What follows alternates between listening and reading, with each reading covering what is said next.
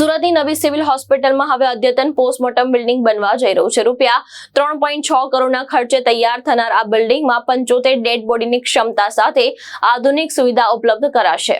Surat civil હોસ્પિટલમાં અદ્યતન postmortem બિલ્ડિંગના પ્રોજેક્ટનું ભૂમિપૂજન રાજ્યના આરોગ્ય મંત્રી પ્રફુલ પાનસેરેના માર્ગદર્શન હેઠળ કરવામાં આવ્યું। આ નવું પોસ્ટમોર્ટમ બિલ્ડિંગ આશરે રૂપિયા 3.6 કરોડના ખર્ચે તૈયાર કરવામાં આવશે। બિલ્ડિંગમાં 75 ડેડ બોડી રાખી શકાય તેવી ક્ષમતા ધરાવતું મોટું કોલ્ડ સ્ટોરેજ બનાવવામાં આવશે અને સાથે જ એડવાન્સ મશીનો, સેન્ટ્રલ એસી અને આધુનિક પોસ્ટમોર્ટમ રૂમ જેવી સુવિધા ઊભી કરવામાં આવશે। હોસ્પિટલ તંત્રના જણાવ્યા મુજબ આગામી 6 થી 8 મહિનામાં બિલ્ડિંગ તૈયાર કરવાનો લક્ષ્યાંક રાખવામાં આવ્યો છે। ચોમાસા પહેલા કામ શરૂ કરી સુરતવાસીઓને સગવડ માટે નવું અને સુવ્યવસ્થિત પીએમ રૂમ માળખું ઝડપથી ઊભું કરવામાં આવશે।